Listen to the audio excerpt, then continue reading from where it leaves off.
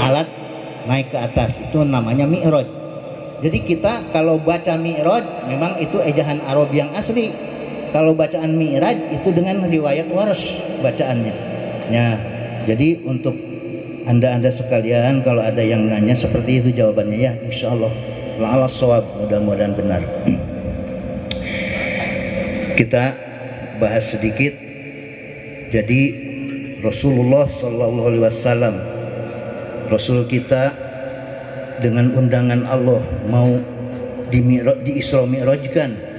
Di waktu itu datang malaikat Jibril dan Mikail untuk membasuh. Jadi satu pencucian kalau dinisbat kepada kita, pembasuhan, pencucian. Kedua pemberangkatan. Ketiga pertemuan, pekerjaan gitu. Ketiga pekerjaan, keempat pertemuan, kelima penaikan ke atas yaitu mi'raj, kelima penaikan, keenam pertemuan dengan Allah Subhanahu wa taala. Itu cuma 6 garis besarnya itu mi'raj, Isra Mi'raj. Pertama pencucian, Rasulullah dibedah dengan malaikat Jibril dengan Mikail yaitu di sumur Jam-Jam untuk dibersihkan kolbunya. Setelah ini kan sekilas ya, kalau detailnya pasti nggak cukup waktu. Jadi si kolbunya itu kalau dinisbat orang-orang seperti kita mah ada sarang iblisnya dibuang, yaitu darah hitamnya. Tapi di Rasul udah nggak ada sebetulnya, itu cuman gambaran saja sebetulnya ya. Jadi malaikat Jibril itu telah mengeluarkan kolbunya terus dibasuh sama air Jam-Jam dengan bokor, kalau bahasa internasionalnya itu bokor ya, bahasa Sundanya. Kalau bahasa Indonesia mah meureun wadah gitu. Jadi dengan bokor emas. Jadi Jibril yang membasuhnya, Mikail yang ngambil airnya gitu. Setelah beres, kolbu dimasukkan, langsung dipenuhi dengan hikmah dan ilmu dan hilim. Apa hikmah? Kita mengerjakan ibadah bisa ma'rifat ke Allah langsung, itu hikmah. Itu ringkasannya ya. Kedua ilmu itu bisa membedakan antara hak dan batil, mana halal dan haram, itu dengan ilmu yang dipilih oleh Allah. Jadi kita bisa membedakan mana haram, mana halal, mana yang boleh, mana yang tidak boleh gitu. Itu ilmu. Dan ketiga hilim. Kalau bahasa kita hilim itu apa? Toleran, layar aisan, hampuraan, kayak gitu. Jadi untuk sifat di Rasul itu seperti itu. Kalau ilmu itu galak, lamun orang muruk kabudak didik sakali teu bener, 2 kali teu bener, katilu kali dipuirkeun ceulina sia teu bodo-bodo teuing. Nah itu ilmu, galak ilmu mah. Sia teu bodo-bodo teuing, aing capek ti tadi kitu nya. Tah datang we hilim, cek hilim ye. Ari hilim keur ngalemahkeun ilmu. Cek hilim eta teh budak diajar geus pirang-pirang lek diajar ge. Angguran usapan eta teh budak teh seuneu betaheun ngajina lame jongjon di mana teu bisa teh ku urang kudu dibenerkeun kitu, lain dicarekan mah punung, anak punung lapur. Kunaon jang teu ngaji? Galak ajengan lagi tuh, dan memang ilmu mah galak pamawaanna. Mata Gusti Allah lebih tahu di mana ada ilmu, pasti hilim harus ikut. Seperti itu. Makanya Rasul dipenuhi dengan ilmu dan hilim supaya seimbang. Contoh, Rasulullah sudah sempit untuk berceramah atau izharul haq gitu ya, langsung ke Taif. Juga di Taif sama. Jadi penduduk Taif itu udah tidak ini lagi ke Rasul, malah dari anak kecil sampai remaja sampai orang tua ini aki-akinya bawa batu semua. Ada Rasul mau memberikan ceramah di situ pada dilemparin, maka sampai Rasulullah itu berdarah mukanya. Datang Jibril dan balad-balad para malaikat. Kata Jibril memberikan jasa kepada Rasul, ya Rasulullah, apakah orang Taif ini harus dihancurkan semua? Kata Rasul apa? Jangan gitu, Allah mahdi qaumi fa innahu la ya'lamun. dia harus diberi petunjuk karena dia tidak tahu gitu. Jadi dihampura karena teu nyahoan mata dawuhan Rasul gitu bahasana. Entong likumaha hampura sebab eta jelema can nyaho. Jadi bodoh gitu. Nah, itu seperti itu hilim. Kedua, Rasulullah didatangkan buruk. Apa buruk itu? Buruk itu kendaraan surga kalau dengan bahasa kitanya. Jadi itu tumpakan surga. Buruk itu keadaannya badannya putih. Badannya tinggi melebihi himar. Lantas di bawah bigol. Gak tahu tuh bigol seperti apa gitu ya. Itu memang makhluk di Mekah gitu ya bigol. Jadi hewan di Mekah gitu. Jadi setinggiin himar, sebawahin bigol. Dan di antara dua matanya ada tulisan La ilaha illallah Muhammadur Rasulullah gitu. Dan di belakang ininya, di belakang pinggangnya ada sayap dua. Untuk apa? Untuk membantu di mana dia berangkat atau berjalan itu yang bergerak gitu ya. Dan buruk itu dihiasi dengan mutiara dan dikusir. Apa kusir itu? Kadali. Mencara orang mah di eta make kadali model sadoknya dengan yakut yang merah. Waduh, pasti lucunya bukan main gitu ya. Nah itu lantas Rasulullah di tengah di gendeng atau apa di ini dengan malaikat Jibril dan Mikail. Lantas berangkat. Pertama Rasulullah disuruh berhenti di tanah Thayyibah. Kata Jibril, ya Rasulullah, sembahyang dulu. Ya Rasulullah sembahyang 2 rakaat di situ. Tanah Thayyibah itu nanti untuk dijadikan mi'raj, hijrah ke tanah Madinah. Kedua, di mana di bawah kayu inab. Apa kayu inab itu? Nabi Musa waktu itu sudah membunuh orang Kipti. Jadi sama Fir'aun diburu, dia bisa lolos. Makanya itu berteduh di situ. Maka Rasulullah disuruh sholat 2 rakaat di situ. Ketiga di tanah Turisina. Tanah Turisina itu gunung Turisina waktu Nabi Musa mendapatkan wahyu dari Allah. Wa kallamallahu Musa taklima. Wa kallamallahu Musa taklima. Kalau qiraatnya seperti itu ya. Nah, kita kan ini kebun qiraat Sabah di sini, maka jangan lupa itu ya. Nah, setelah itu keempat Rasulullah disuruh sembahyang. Lantas keempat di tanah Baitul Lahmi, tempatnya Nabi Isa dilahirkan, yaitu Baitul Lahmi. Yaitu Baitul Lahmi itu tempat tempat daging. Jadi waktu Nabi Isa dilahirkan, tidak ada sehelai kain pun yang menyelimuti beliau gitu. Nanti kelima di Masjidil Aqsa. Setelah itu Rasulullah langsung berangkat lagi. Nah, baru sekarang ketemuan dengan 17 ketemuan.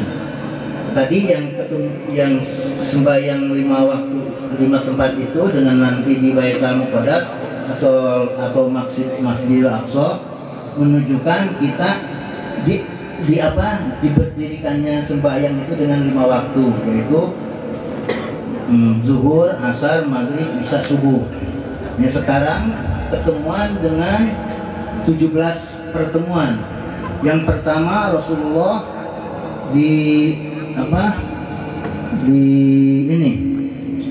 sama Ifrit itu ya, yang pertama. Ifrit itu 9 kali. mata lamun urang yang ulang buka sirah dipekrekan kudu dek sholatnya gitu, sebab sholatnya langsung ke Allah, Rasulullah tugasnya tidak melalui Jibril, tidak langsung gitu. Dan yang lainnya ketemu lagi diantaranya dengan orang yang memanen penghasilan. Dari sini memanen, ini belum beres, di belakang udah panen lagi, terus begitu dan begitu saja. Ya ditanyakan oleh Rasul, apa Jibril itu gambaran umatmu yang berjihad karena Allah. Jadi dilipat gandakan imbalannya atau ganjarannya seperti itu. Jadi anu perang dina fisabilillah, Allah dipastikan ganjaran seterusnya. Jadi telat-telat ganjaran terus berganjaran. Dan yang lainnya diantaranya ada hidangan yang sedang dihadapkan ke orang sedang menghadapi hidangan. Di situ ada hidangan daging gitu ya. Daging itu apa? Daging sapi. Daging yang busuk dan bau dan rujit. Di sini daging masak yang wangi, yang suci dan ya wangi masakan gitu. Tapi kenapa yang dimakan itu yang busuk? Nah itu gambaran apa itu Jibril? Itu gambaran umatmu nanti di akhir zaman banyak laki-laki yang sudah punya istri malah malah mundur ke pemajikan batur gitu ya. Kayak ganjaran atau istri udah punya suami diajak laki-laki orang lain, maka dia ditiduri oleh orang yang lain gitu. Seperti itu. Jadi ngadaharan daging bau busuk bermana gitu na bau merenya ayo didaharan diletakkan gitu. Nah nauzubillah min dzalik. Rupanya cuman gambaran seperti itu cuman 3 ya, semuanya 17 untuk kita melaksanakan sholat sehari semalam itu 17 rakaat. Dan setelah itu nyampainya Rasulullah ke Baitul Muqaddas atau ke Masjidil Aqsa. Maka buruk itu dibawa dengan malaikat Jibril, lantas ditaliin ke batu yang sudah disediakan oleh malaikat Jibril. Setelah itu Jibril adzan. Setelah adzan, para malaikat yang di langit semua, para arwah-arwah, para mursalin, para anbiya disuruh oleh Allah harus ikut berjamaah dengan Muhammad di Baitul Muqaddas atau di Masjidil Aqsa. Rasulullah yang menjadi imamnya, yang qomat yaitu Jibril. Setelah Jibril qomat, maka para arwah semua jadi makmum, Rasulullah yang imam. Sembahyangnya berapa rakaat? Cuma 2 rakaat. Setelah itu beres, semua arwah pada pulang ke tempat masing-masing, para malaikat langit pada pulang ke masing-masingnya. Dengan itu Rasulullah dikasih Mi'raj itu, Tarajeh. Mi'raj itu hambalannya 10 taikannya. Anu hiji sampai 7 untuk naik ke langit masing-masing. Langit 1, kedua, ketiga, keempat, ketujuh, kelima, 6, 7. Gitu. Kalau yang ke-8 untuk naik ke Sidratul Muntaha. Ya. Yang ke-9 untuk naik ke kolam yang ada di Lauhul Mahfuz. Kolam itu apa? Kolam itu tulisan-tulisan yang dikehendaki oleh Allah untuk mencatat nasib kita. Semua makhluk Allah yang masih ada sekarang maka dicatat sama kolam itu di Lauhul Mahfuz.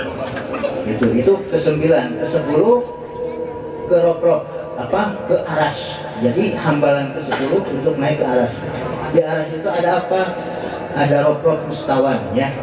Jadi roh-roh mustawan itu untuk bertemunya Allah langsung dengan Nabi Muhammad SAW, yang menggambarkan ada yang langsung dibuka mata hijab, mata batinnya, jadi melihat cahaya itu bertemunya Allah dengan Rasul. Ada yang sebagian hikayah menyebutkan miwaroi hijab, jadi Allah dengan Muhammad itu ada halang seperti kita kulambu, tahu kulambu pengantin tahu. Nah seperti itu antara Rasul dengan Gusti Allah. Ya, pertama Jibril minta dibukakan lawang langit pertama, pintu langit pertama, yaitu ada Nabi Adam di situ. Setelah bertemu dengan Nabi Adam, biasa berpelukan, marhaban ya akhi, biasa. Yang langit kedua bertemu dengan Nabi Isa dan Nabi Yahya, sudah bertemu, marhaban, ahlan wa sahlan. Langit ketiga bertemu dengan Nabi Yusuf, ya sama, ya seperti itu, sambil membahagiakan, ketemu dengan akhir kiram, ya, dengan teman seperjuangan. Keempat Nabi Idris, sama, marhaban ya akhir ya akhi gitu. Kelima bertemu dengan Nabi Harun, sama, marhaban ya Rasulullah. Keenam dengan Nabi Musa, bertemu dengan Nabi Musa, biasa marhaban, tapi itu mah memang banyak curhat-curhatan, tapi kita ini sekilas kan. Ketujuh dengan Nabi Ibrahim, cuma Nabi Ibrahim waktu itu memberikan wasiat untuk umat Muhammad, yaitu untuk kita. Kata Nabi Ibrahim, saya memberikan amanat atau wasiat untuk umat kamu. Apa wasiat itu? Kata Nabi Ibrahim, nih, ceritakan kepada umat kamu, surga itu tanahnya bagus, lembut, luas. Maka dari sekarang umat kamu harus cocok tanam dari sekarang. Cocok tanam apa? Ya, bacakan la haula wala quwwata illa billahil aliyil azim. Nah, kita sebanyak-banyaknya siang malam itu membacakan itu kalau kita mau memanen nanti di surga. Amin ya robbal alamin. Di lain keterangan menyebutkan cocok tanam untuk surga itu yaitu tasbih subhanallah walhamdulillah wala ilaha illallah wallahu akbar.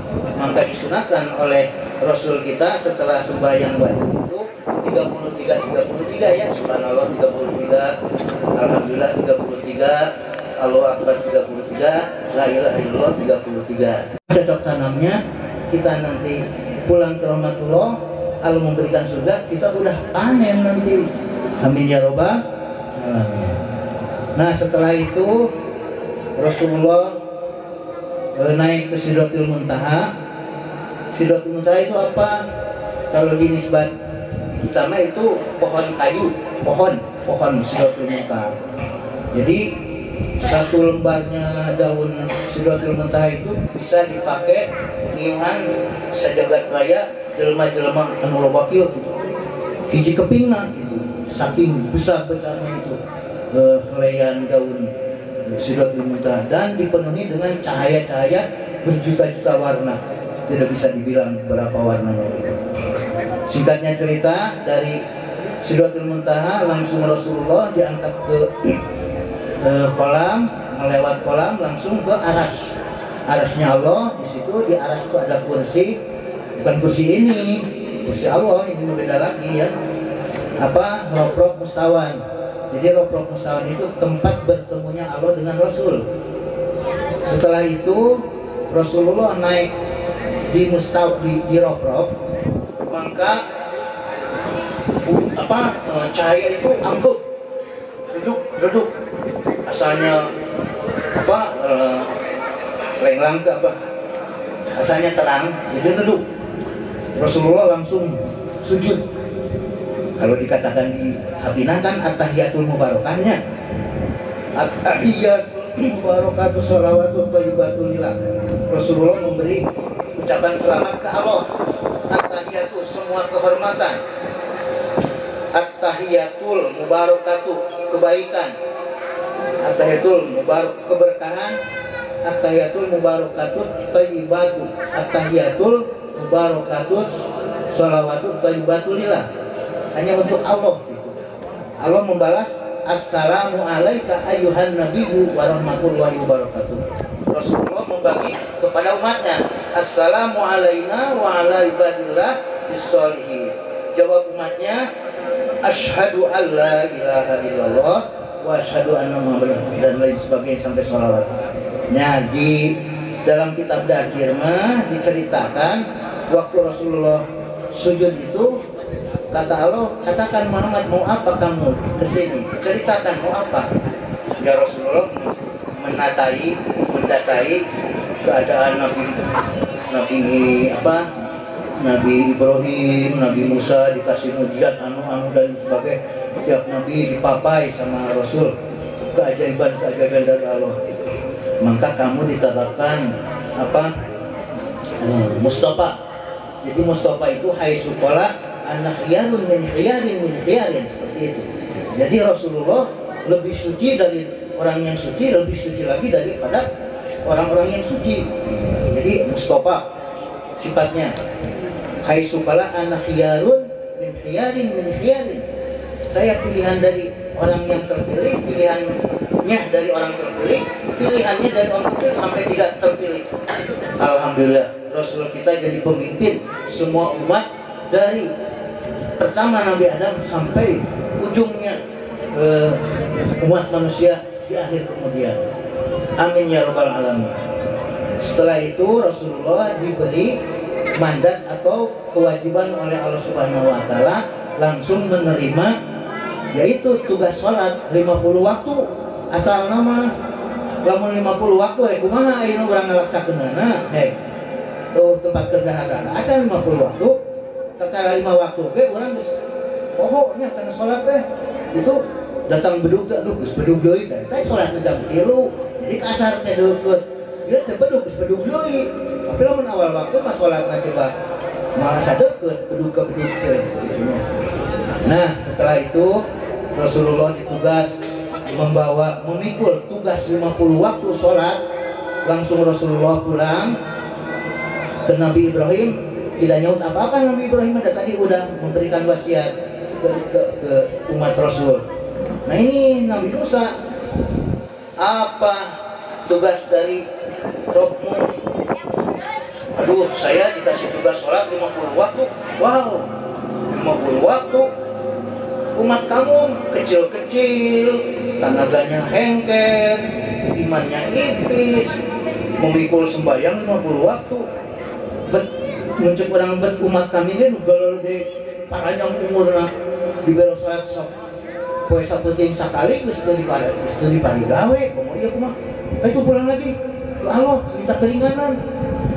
Ya, menurut ya Rasulullah pulang lagi ke Allah langsung redup lagi.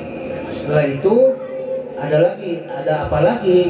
Ya Muhammad, katakanlah mau kamu apa? Saya ya Rob minta dikurangi lagi sembahyang itu karena 50 waktu itu saya keberatan untuk umat saya. Bolehlah dikurangi 5 jadi 45. Terima sama Muhammad. Pulang lagi ke Nabi Musa, minta lagi keringanan sampai bolak-balik sampai ditetapkan 5 waktu. Sudah 5 waktu juga kata Nabi Musa mah pulang lagi minta keringanan lagi kepada Rabbmu, masih tidak akan kuat 5 waktu juga.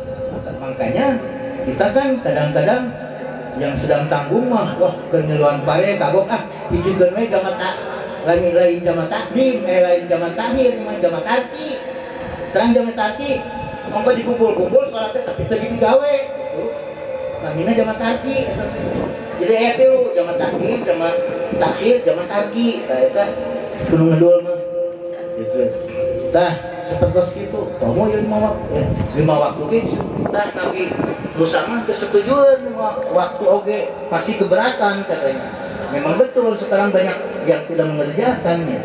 Setelah itu kata Nabi Muhammad udah aja saya malu bolak-balik terus, tidak aja paksain aja 5 waktu, pulang langsung ke ini, ke dunia lagi. Setelah sampai ke dunia ya ke apa, ke Masjidil Aqsa, pulang naik bulog lagi dengan Mak Jibril sampai ke Masjidil Haram. Pas waktu sholat subuh Bilal disuruh adzan, langsung berjamaah subuh. Setelah berjamaah subuh langsung Rasulullah menceritakan apa yang terjadi di malam tadi gitu. Pada sahabat semua pada nggak percaya. Ada seorang yaitu Abu Bakar. Kata Abu Bakar, janganpun seperti itu yang kamu bohongkan, lebih dari itu salah lebih percaya karena ini Rasulullah. Maka punya gelar Abu Bakar As-Siddiq. Nah, mudah-mudahan ada manfaatnya ya. Itu sekilas info, mudah-mudahan nanti ada yang meneruskan. Ini mah sekadar memancing saja ya. Ya, sekarang alhamdulillah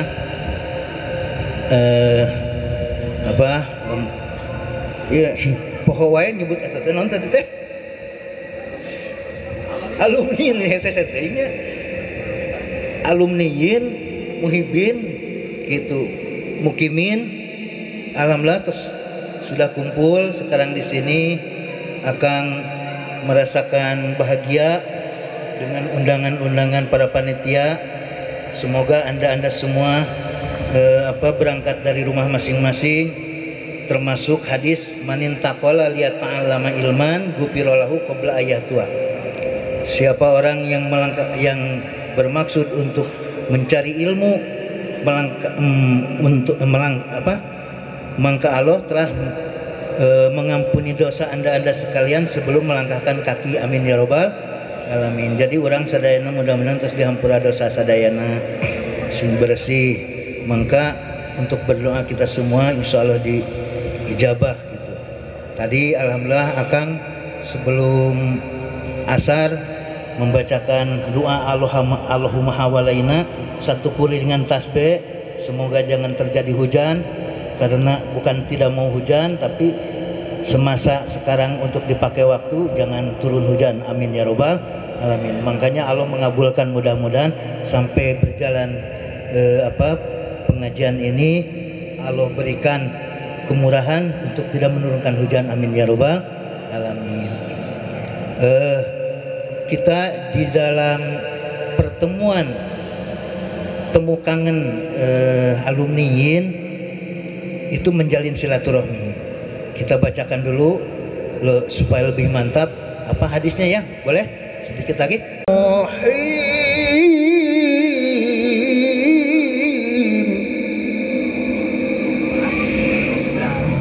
Ayyuhan nas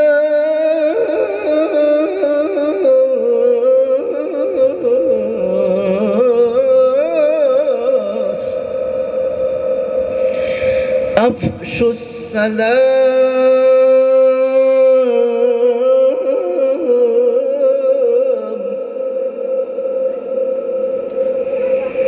wasilul arham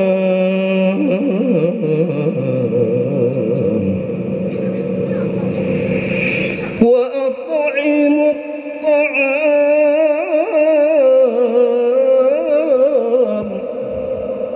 wa sallu bil laili wan nasu niyam tadkhulul jannata bidaris salam.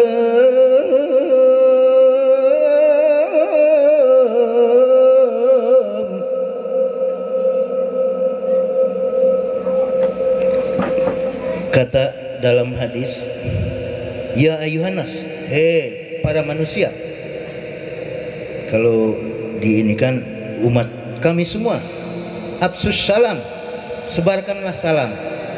Jadi salam itu sunat untuk yang menghaturkannya, yang menjawabnya jadi wajib ya, karena itu doa. Jadi karena dalam hadis yang lain juga, hakul muslim alal muslim sittatun, al awalu idza laqitahu fasallim alaih, di mana bertemu muslim dan muslim bacakan salam. seperti itu. Dan kedua, wasilul arham, bersilaturahmilah. Kalau kita merasakan menjadi umat Rasul, kerjakanlah silaturahim. Alhamdulillah sekarang kita udah melaksanakan untuk silaturahim. Semoga Allah memberikan ampunan kepada kita semua, memberikan ganjaran yang setimpal dengan kebaikan kita, amin. Dan yang ketiga, wa at'imut ta'am. Alhamdulillah para muhibbin, para apa lagi tuh? Ya Allah, itu hesenya wala alumniin. Alhamdulillah sudah berpartisipasi mengumpulkan dana dari sekian sampai sekian. Semoga Allah melipat gandakan ganjaran imbal baliknya kepada anda dan semua yang telah memberikan kebaikan. Semoga saksi di yaumil qiyamah, di dunianya juga diberikan oleh Allah rizki yang berlipat ganda, amin ya robbal alamin. Itu at'imut ta'am, sekarang udah jadi makanan, itu diberikan kepada orang yang memakannya. Semoga jadi sodakoh. Orang yang di dalam kubur setiap hari setiap malam, cek bahasa Sunda nama gogoakan jejeritan, nu harirup sing areling nu harirup ku 5 perkara. Hiji, kerjakanlah sholat. Kedua, kerjakanlah bacaan Al-Quran. Katilu sodakoh. Kaopat, baca sholawat. Kalima, amal soleh. Jadi ulah nyicak doraka di dunia tah eta gogoakan ahli kubur ayeuna. Cek ahli kubur, ya Allah ka abdi kadunyakeun saeutik mere sedekah gitu. Nabi Musa ditaros ku Allah. Cek Allah, naon amal anu pangdipi ka cintaku kami? Cek Nabi Musa, salat. Cek Allah, lain. Salat mah keur maneh. Puasa lain, puasa mah keur maneh. Zakat lain, zakat mah keur maneh. Terus mengaji lain, itu mah keur maneh. Naon atuh teu kajawab beun ku Nabi Musa. Dawan Allah as-shadaqah. Jadi sodakoh nupang dipika cinta-cintana pagawean manusia terhadap Allah, paling dipika resep ku Allah teh pagawean sodakoh. Alhamdulillah orang terus ngajalankan sodakohnya, katampi ku akang didoakeun pisan sing ku Allah digentosan kasayanana ayeuna keneh, amin ya robbal alamin gitu. Mudah-mudahan Allah meridokan naon rupiah anu dikerjakeun ku urang, Allah ngaridokeun, Allah memberikan ganjaran selebih dari itu. Tah, man nasya sodakotan, di dalam hadis yang lain, man nasya sodakotan nasya thariqal jannah. Siapa orang lupa untuk sodako, maka sama dengan orang itu melupakan jalan ke surga. Nah itu, nauzubillahi min dzalik. Matak ayeuna baru gadit barikeun ka akang buru-buru. Isukan baru gadeui supaya anjeun lolos ka itu ka surga gitu. Amin ya robbal. Jadi kawas Ustaz Yusuf tungtung teh nya. Nah gitu. Babari ngolo jamaah mah nya. Api-api we ngaluar-luarkeun hadis jeung sajabana. Di samping eta usaha ajengan eta teh. Nah gitu. Oke. Kaopatna wasallu bil laili wan nasuniyam. Kerjakanlah salat di malam hari. Salat tahajud, arosok tahajud esok. Mudah-mudahan anu tos istiqomah sing langkung istiqomah, anu teu acan geura cobian, anu teu pan tahajud insyaallah diberikan nikmat oleh Allah Subhanahu wa taala. Kitunya anu masih ragu-ragu cobian tahajud ti wengi. Nah itu. Jadi jalma-jalma keur paroho ka Allah urang mah hirup wudu menghadap Allah gitu. Jawabanana tadkhulul jannata bidari salam, disuruh masuk surga mengerjakan 4 rupa eta teh. Urang memohon doa, Gusti hayang ngalebet ka surga kumaha carana? Ieu mah nu ngerjakeun 4 rupa eta Allah menyuruh masuk surga ka urang. Tadkhulul jannah, asup maneh ka surga. Tuh, dikusrukeun ka surga ku Allah gitu. Anu ngalakonan 4 rupa eta mah urang memohon-mohon ka Allah yang abu surga hese. tapi ngalaksanakeun opat rupa eta. Kahiji tadi tenaon, nyebarkeun salam, kadua silaturahmi, kaopat memberikan makanan, katilu memberikan makanan, kaopat salat tahajud tengah wengi, baru orang memohon ke Allah keselamatan dan sebagainya gitu. Maka jawabannya cek Allah, tadhulul jannata bidaris salam, abus maneh ka surga bari eta surga teh dari salam, tempat keselamatan. Amin ya robbal alamin. Mudah-mudahan kita semua yang dikerjakan dan dilaksanakan oleh kita semua, semoga Allah meridhoinya. Amin ya robbal alamin. Cuman segitu yang dapat akang sampaikan, mudah-mudahan ada manfaatnya. Wabillahi taufiq wal hidayah. Wassalamualaikum warahmatullahi wabarakatuh. Salam alaika.